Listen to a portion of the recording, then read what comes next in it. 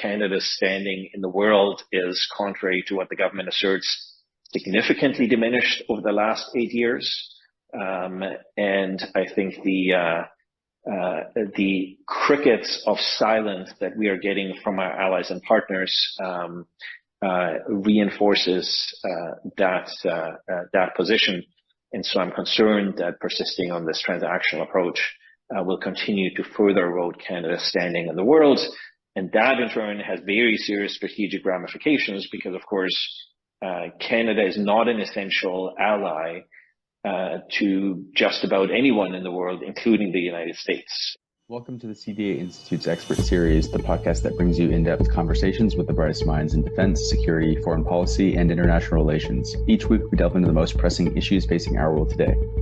For today's episode, we're joined by Jonathan Berkshire Miller, Jessica Davis, and Dr. Christian Leuprecht to discuss India's alleged involvement in the assassination of Canadian citizen Hardeep Sing Nijjar, following Prime Minister Justin Trudeau's claim that Canadian intelligence agencies were pursuing credible allegations of a potential link between Indian government agents to the assassination of Nijjar. This is the Expert Series. First, we'll speak with Jonathan Berkshire Miller of the Macdonald-Laurier Institute. Jonathan, thanks for joining us today. Given the public nature of the foreign interference accusations against India, this certainly doesn't do Canada any favors in the Indo-Pacific region. But can you provide any insight into how it may impact the trajectory of our Indo-Pacific strategy more broadly? The Indo-Pacific strategy, which came out last November, so we're not even 1 year into the Indo-Pacific strategy process. And premised within that, there are a couple big elements of why Canada decided that it needed to do this strategy. First of all, obviously, was the realistic recognition that China is a disruptive actor. And in order to deal with some of those disruptions, both in the Indo-Pacific but globally, Canada needed to work more with partners in the region. Some of those partners were older and mature partnerships, such as the Northeast Asian democracies like Japan and South Korea. Others were more aspirational in nature, and that's where I think the India relationship would fall into, as well as those in Southeast Asia. So now for Canada to have challenged relationships, obviously with China, which has been longstanding and justified in many ways, and the world's largest democracy, India, it makes the future of this strategy very much in doubt. Frankly, when you think about most of the players in this region, even going up from Northeast Asia to ASEAN, if they had to make a choice about who to side with versus Canada or India, I don't think there's much of a choice for them. Of course, they all want to respect the rule of law. Nobody wants to see, sovereignty being infringed, and especially in this sort of context, if it's accurate. But I think from a realpolitik term, Canada will not win this sort of poker game. Are there any particular countries in the Indo-Pacific region that this poses significant considerations for in terms of Canada's security partnerships or economic partnerships? Well, I think the biggest challenge will be, again, may not be seen as an Indo-Pacific country to many, but of course is the United States, which is our most important country, or our most important partner and only neighbor. And the United States has, as its number one strategic challenge, is meeting the rise of China. Obviously, has developed its policy in Asia and now the Indo-Pacific for several years. So for the United States to make a choice here as well is very complicated. It needs India. It's been wooing India consistently through multiple administrations. And I think the hard, cold reality for the Canadian side will be that the need to keep India on side, whether it's in regional alignments, growing partnerships in military terms and also in economic terms, that will not be sacrificed at the altar of Canada's sort of insistence to the Americans and its other Five Eyes allies that India be reprimanded. So I think it's going to be a wake-up call for the Canadian side if we feel that the Americans are going to come on side here. Then getting more broadly into the region, you have Japan, South Korea, and others. Japan has been invested in the India relationship for a long time. Former and late Prime Minister Abe Shinzo had a very strong personal relationship with Prime Minister Modi. And in many ways, Japan viewed the India-Japan relationship as sort of one of the core bridges to this whole Indo-Pacific concept. So the idea of casting India into a certain, light because of these allegations. I think caution will be the word I would use. I think most of the players will not want to be involved in this, will not want to be critical of India, just because they realize how important it is in this part of the world. Does Canada hitting pause on its trade mission to India have any potential ramifications for security in the region? Well, I mean, one of the things that's interesting to think about here is it's not just the bilateral trade. India is important in the supply chain hubs with all of the other connected economies there. So if you think about the Indo-Pacific, and one of the premises of not just our strategy, but most countries who have Indo-Pacific strategies, one of it's on security connectivity. So they think about the maritime security lanes and how, for example, tensions in Taiwan are connected to the South China Sea as they're connected to Northeast Asia. But the same is true for economic connectivity. The Indo-Pacific is a wide region, many littoral states connected by maritime sea lines. And it's not so easy to say, well, we can be disconnected with India, but we'll still have great economic connections with the growing economies of ASEAN and Northeast Asia. So the idea, in a way, of sort of going back in time and having a traditional East Asian viewpoint where we could connect with East Asia, and we will deal with the challenge of India in a different way. The economies and the economic landscape in the region has changed so much in the last 10 to 15 years that that's no longer plausible. And then on top of that, India already is a top 10 trading partner for Canada, but India's economic growth is continuing to grow at a significant pace. The Chinese growth is actually slowing down. And we'll see sooner than later, India will become the third largest economy in the world and eventually may go even higher. So I think from a long-term perspective, this is very challenging for the Canadian side. What are you going to be watching for as this dispute continues to unfold? I'm going to be watching for a number of things. I mean, again, I think that, for the Canadian side at this point in time, much of the damage has been done. I mean, in the manner of which the accusation was made. And I mean, let me be clear. Obviously, if this is an accusation that can be definitively proven, I mean, it's outrageous. And, the idea of an extrajudicial killing by any state adversary or ally or aspirational partner is unacceptable. And a stand needs to be taken against that. But from all the information that we see right now, we're still in an active investigation. We're talking about, credible intelligence, quote unquote, and potential linkages. So I think at this point in time, some of that damage has already been done. I think it will be important for the Canadian side to be very, very cautious about how it moves forward on this. And also not to be thinking in terms of a monolith. I mean, I think you're already starting to see different views. As soon as this announcement got made, I think a lot of Canadians were shocked, including, all sides of Parliament. But now you're starting to get some who are asking questions. They're not casting doubt on the intelligence per se, but they're saying we need more information. And I think it's a very valid, question that we need to be asking ourselves. Jonathan, always a pleasure having you on. Thanks for making time for the CDA. Now we'll turn to Jessica Davis, President of Insight Threat Intelligence. Jess, thanks for joining us today. What is the significance of referencing intelligence as opposed to hard evidence in the Prime Minister's decision to publicly allege India's involvement in the death of a Canadian citizen?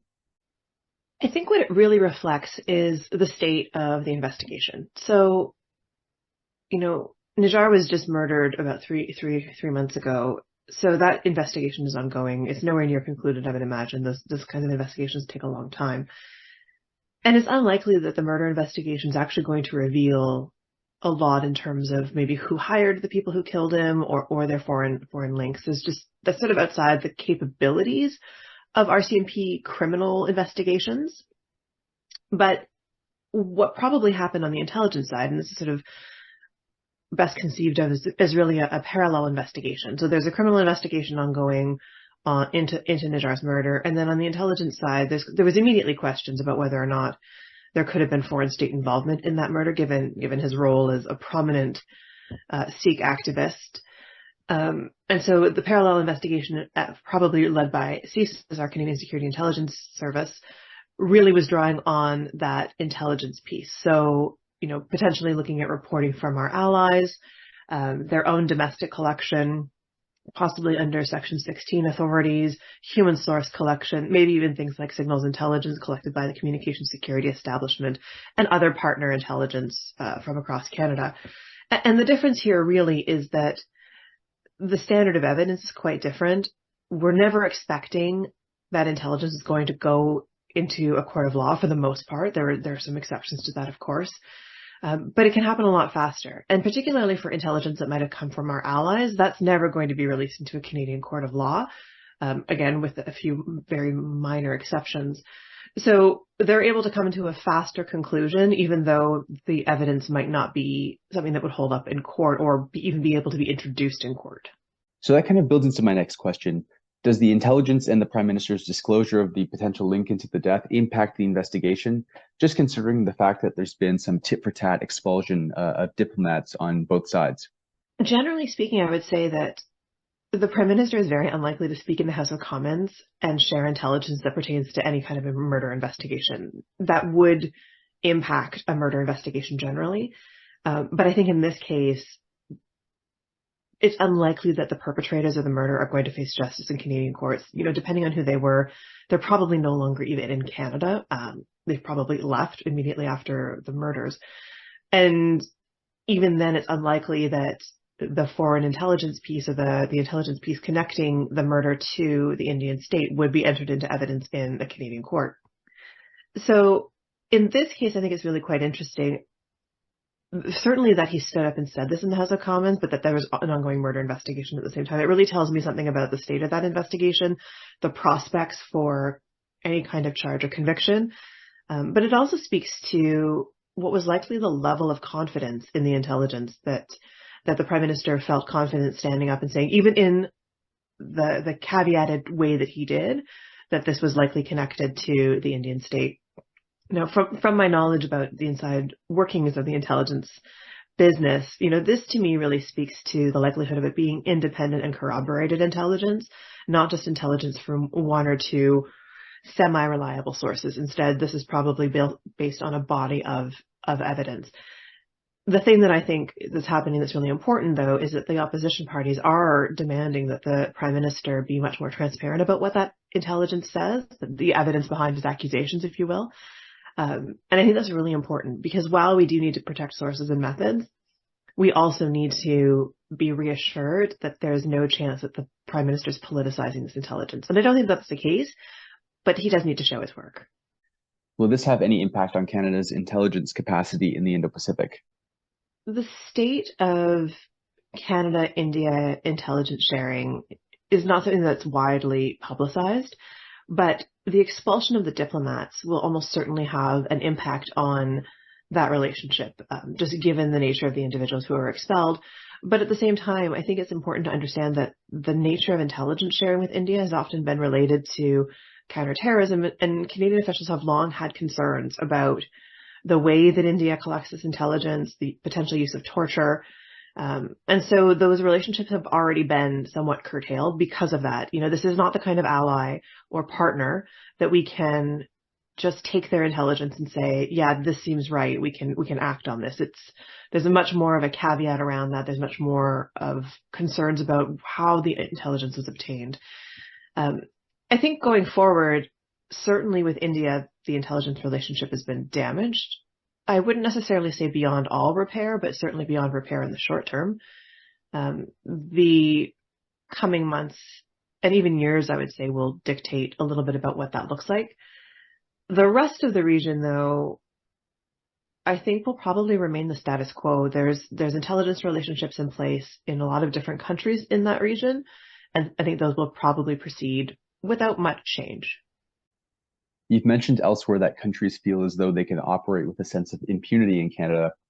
And this might be a big question, but I'm wondering, what will it take for Canada to make dramatic improvements in its ability to counter foreign interference and politically motivated intimidation and violence on its soil? I love a big question.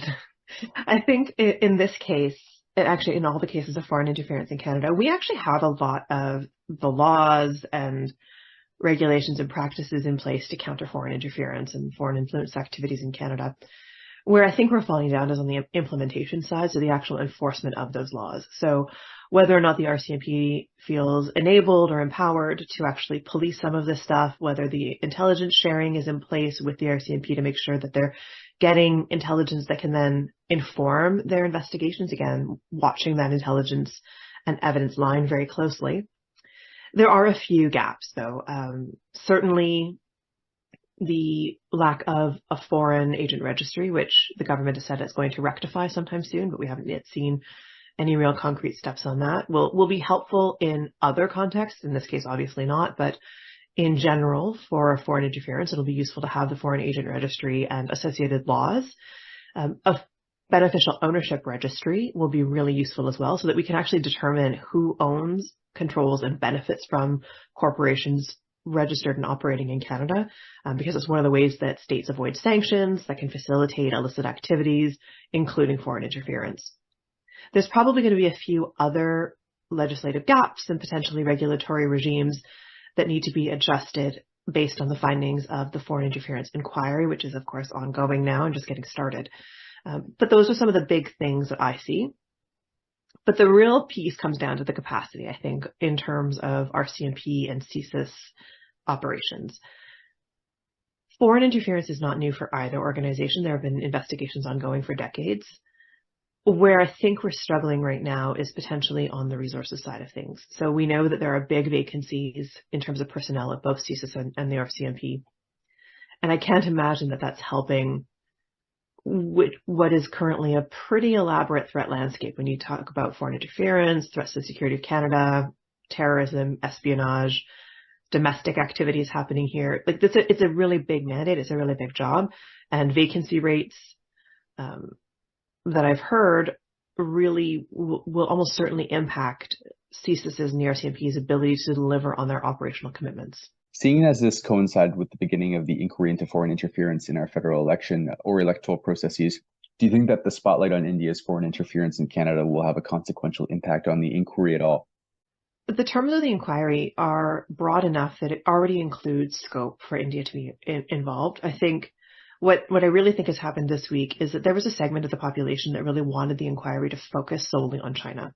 I think that this incident this week has really silenced the China-only crowd. It's obvious that there's foreign interference happening from other countries, that it's extremely serious, and that we need to be including it in the inquiry.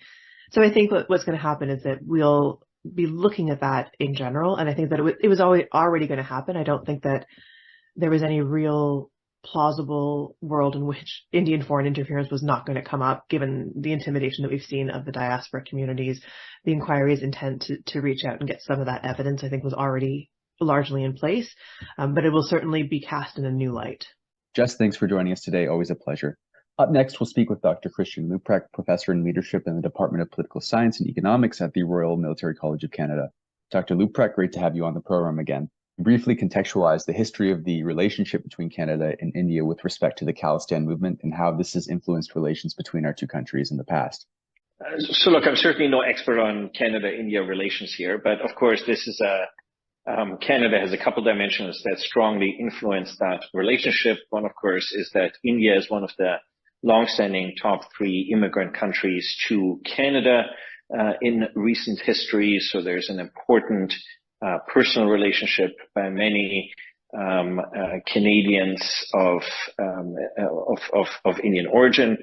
And the other is, of course, that the single greatest act of terrorism in Canada, the bombing of Flight 182 in 1985, is related to internal disputes within India. So any Canadian government would certainly have cause to be concerned about violence or potential of violence against Canadians on Canadian sovereign territory, given the precedent of the internal conflict in India having spilled over into Canada in the past with grievous consequences for lives lost. That, of course, was also the single greatest incident of aviation terrorism until 9/11. So it's also an incident that had much broader international ramifications. And so I think both of these aspects have shaped relationships between Canada and India for a long time. The third is, of course, that Canada's economic relationship with India is much weaker than one might expect. This is not entirely a surprise, given that India doesn't have the broader trade relations that we might expect with many countries in the region and internationally. For a country of its size. The reasons for this don't need to detain us here today. And the other is, of course, that, it's surprising for the size of the diaspora that one would expect Canada to have much stronger relations. So certainly, one of the comparative effects here is, the Prime Minister dithering, of course, for years and months when it came to Chinese foreign certain influence, but it would appear interference, that's in terms of illegal and potentially criminal acts in Canada versus India, is that the economic fallout for the Canada-US relationship, at least for Canada, is going to be relatively modest. The fallout is likely going to be more of a strategic fallout for both Canada and potentially allies and partners. Why do you think the government has been so inclined to go after India on foreign interference in Canada, in contrast to the government's reluctance to go after China and other state actors as well?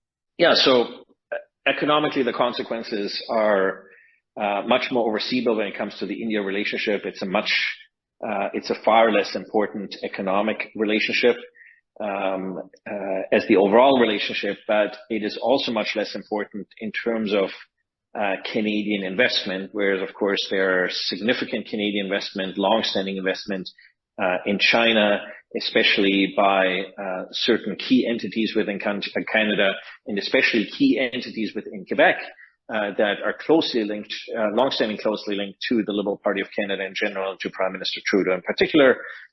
Those links do not exist in the same way for either the Liberal Party or the Prime Minister when it comes to India. So I think probably the political calculus here was that the consequences are manageable. Of course, one of the puzzles in all this is why have this spat with India so publicly? These are the sort of disputes, if we're gonna under the Vienna Convention, have a diplomat leave the country. Canada could have done this quietly. Canada could have sent a quiet signal. The Prime Minister has decided to do this very publicly. And so I think there might be a few reasons for this. One, of course, it is the beginning of the parliamentary session. So rather than perhaps letting the opposition control the narrative at the opening of the parliamentary session and having that reported in the media, probably there was some sense that this would allow the government to steer the narrative, given the criticism that the Prime Minister has taken in terms of dithering on China and foreign interference by China. This makes the Prime Minister look strong to Canadians when it comes to foreign interference, to say like, look, I do care. And I think it is also a way to appease the considerable Sinophile component within his caucus among members that he has supported. He's appointed to the Senate within his party and among Liberal Party supporters, in terms of sending the message that that this isn't just a Chinese problem. This is foreign interference in Canada is a much bigger problem. And so we shouldn't just focus on Chinese activities, and look, that Chinese activities are actually fairly, some would probably make the case that Chinese activities are not as offensive than perhaps activities by a state actor engaging in assassination.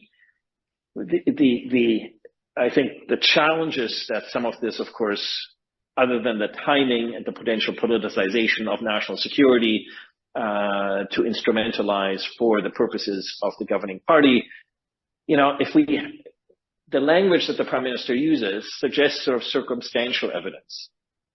If we had a smoking gun, why aren't we just referring this case to the RCMP? Why haven't we opened a criminal investigation? We've run extraterritorial criminal investigations in the past. We know the RCMP can do this.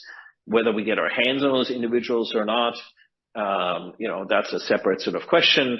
But if the evidence is this strong, why wouldn't the Prime Minister just come out and say, look, the federal police force has opened an investigation, and we have evidence that we believe could lead to the conviction of these individuals.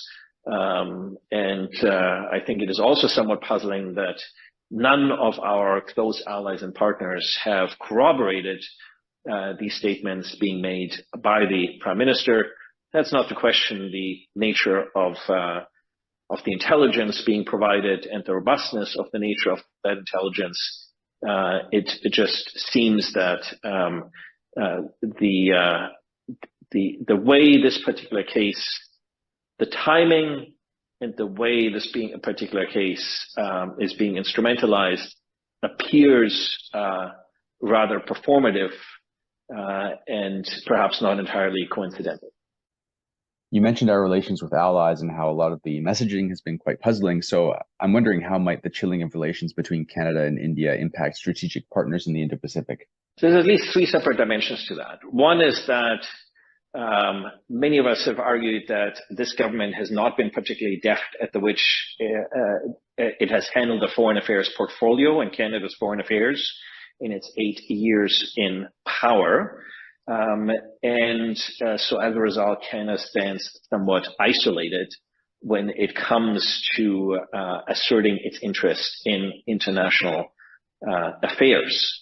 And so this is perhaps partially reflected in the fact that it appears that not even our closest allies, the Five Eyes partners or NATO members, appear to be coming to Canada's rescue or support.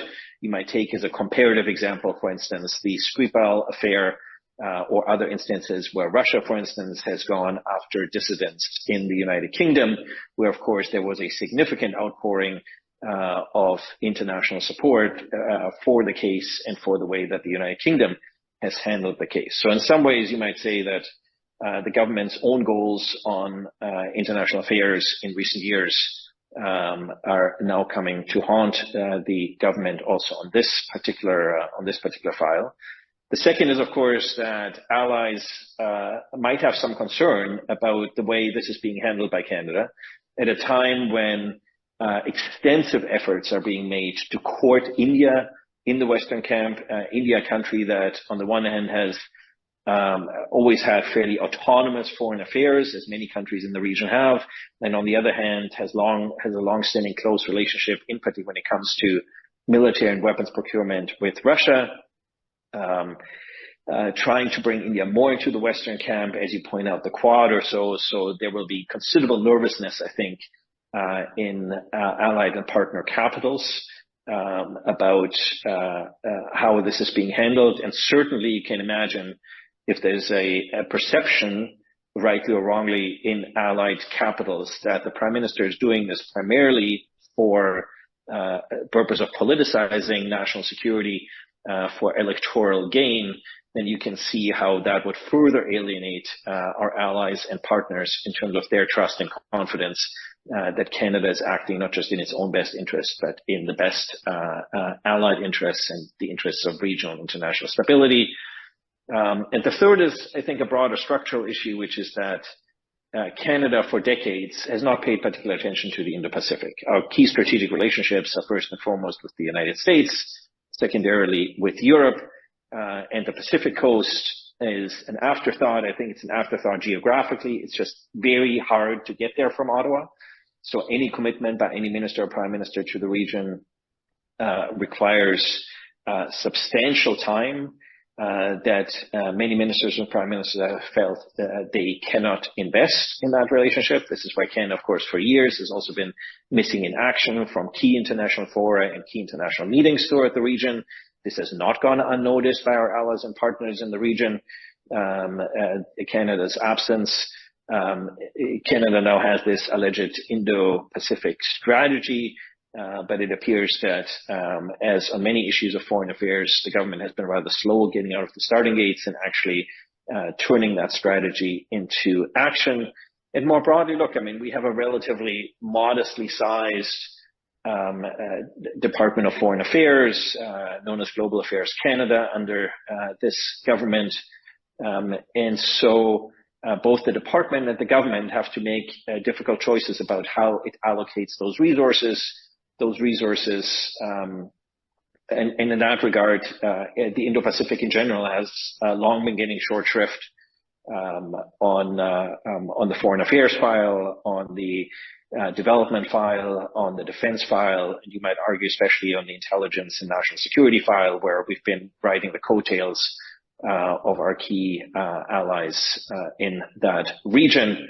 And so you can see how on this particular portfolio, when Canada might have come asking for support, it appears that when our allies and partners in the region want Canada's support, think about long-standing asks in terms of containing China and so forth, Canada is nowhere to be found. But then all of a sudden, when Canada wants the support of allies, think about sort of the diplomatic kidnapping, hostage-taking of the two Michaels by China, for instance, we can't be surprised that our allies and partners are saying, look, we've been asking for your help for years and you've been missing in action. Now all of a sudden you want our support. Well, we've got bigger fish to fry. And so I think on this particular issue, allies and partners might have said, well, not only do we have bigger fish to fry, but we're actually quite concerned about the approach that you're proposing to take on this file at a time when India is sort of becoming a key linchpin to regional and international stability. I'm wondering what this all signifies for national security more broadly, given that the inquiry into foreign interference also began this week. Does this signal a shift in strategy at all from your perspective, or does it look like it might be more politicized? I think that it is too early to tell to answer the question whether this signals a shift in strategy. I would say that this government has, on the one hand, not been particularly strategic about foreign policy and its foreign policy decisions. It's been rather very tactical, and it appears many of those decisions are focused around electoral gain rather than strategic considerations about what's in Canada's best interest or in our allies' best interest with support from Canada. At the same time, of course, Canada's national interests don't change. And so, you might argue that many middle powers are not particularly systematic about strategy, grand strategy, how they try to assert themselves, that in many cases, strategy is missing in action from many countries of Canada's size. So, we can fault the government, but this is not unique, I think, to the Trudeau government per se. What, of course, is different in this context is that the international environment, the international security environment in particular, is changing rapidly, as we all know, both in Europe and in the Indo-Pacific. And so this rather transactional approach to foreign policy issues that the government has taken is increasingly a liability, given the way the world is changing. I think a transactional approach you can take at a time when there's relative stability and the risks to your national interests are relatively low. But I would say that Canada's standing in the world is, contrary to what the government asserts, significantly diminished over the last 8 years. And I think the crickets of silence that we are getting from our allies and partners reinforces that position. And so I'm concerned that persisting on this transactional approach will continue to further erode Canada's standing in the world. And that in turn has very serious strategic ramifications because, of course, Canada is not an essential ally to just about anyone in the world, including the United States. And so Canada's diminished standing will make our allies and partners say, look, we don't need Canada. If Canada doesn't want to play ball, or if Canada is actually doing things that are its own best interest and run counter to the collective allied interests, then we're just going to further let Canada sit on the sidelines. And that means that Canada essentially becomes a country that's irrelevant when it comes to foreign affairs decision-making, especially in multilateral institutions. So it means that Canada is being frozen out, and we find ourselves out in the cold without the ability to the multiplier effects that multilateral institutions have traditionally brought to a national interests. I mean, Canada didn't get engaged in organizations such as NATO because it's sort of a nice to have luxury. Canada became engaged precisely as a leverage to assert its national interest. So the risk here is Canada is going to become greatly diminished in terms of its ability to assert its interests multinationally, which bears then the consequential risk that Canada gets drawn in much more systematically into the US orbit, because if there's no allies to balance out, Canada's interests, and that means Canada will further have to ride the coattails of the United States. And we know that we all have some concerns about the divergent interests of the United States from both Canada and some of the rest of the allied world. So that too can possibly be in Canada's strategic interests. So I think there are unfortunate ramifications here. And so we can only hope that indeed the government has exceptionally strong evidence, that the government will make that evidence public in terms of an investigation and criminal prosecution, and that it ultimately turns out that the very public approach that the government is taking here is not primarily driven in terms of electoral and political considerations, but is genuinely driven by bona fide concerns about Canadian national security and social harmony. Christian, thanks for your insights and analysis. Before we close up the discussion, I'm just wondering if you have any final thoughts you'd like to impart on our listeners. Yeah, so look, I think I'm concerned about the the current government has picked the positions that it takes on key policy issues. And of course, this is a key issue as we laid out in terms of political violence and violent extremism in this country, whether when it comes to domestic disputes in India, whether it comes to right-wing ideological extremism, when it comes to jihadi, Salafist violent extremism, and when it comes to extremist violence. And so I think in a diverse country such as Canada, the politicization of other countries' internal disputes and not having a systematic messaging on that becomes highly problematic. What do I mean by that is that I think all politicians need to draw a clear line and say any form of advocacy of violent extremism or extremist violence against Canadians, against Canada, emanating from Canadian soil or perpetrated by foreign state actors within Canada is simply completely unacceptable. But what, of course, we've seen from the Prime Minister is crickets, for instance, when it comes to disputes by other ethnic communities. Think, for instance, about incidents with the Eritrean community and disputes within that community in Toronto or Calgary recently. Think about the denouncements of some of the portrayal of violent extremism by other groups sort of in this country, where we've had a rather muted sort of reaction by the government. And it's not just, of course, the government itself. I mean, we know that Jagmeet Singh, the leader of the New Democratic Party, has been asked about his views on violent extremism, in particular when it comes to the Khalistan movement, and also has given rather ambiguous answers on this. And I think this is all driven by electoral calculus. Look, I mean, there's 750,000 people of Sikh descent in Canada. It's an important diaspora. It makes Canada an important battleground in terms of Indian domestic politics, because the Sikh community here is much larger than any other country, and especially in proportion to other immigrant groups from India. But of course, the vast majority of immigrants, both in the Sikh community and any other immigrant group, abhor violence, denounce political violence. They understand that the basic political contract, the social contract in a democracy, is to denounce violence as a means of advocating particular political and ideological positions. In fact, this is, of course, why many immigrants come here, precisely because they want to enjoy the peace and harmony that Canada offers and the prosperity that flows from that.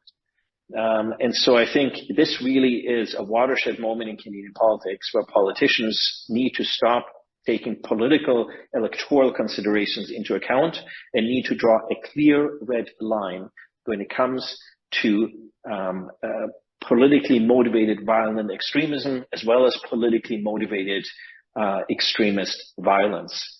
And I am still waiting for politicians in Canada to make to be absolutely clear and unambiguous about that.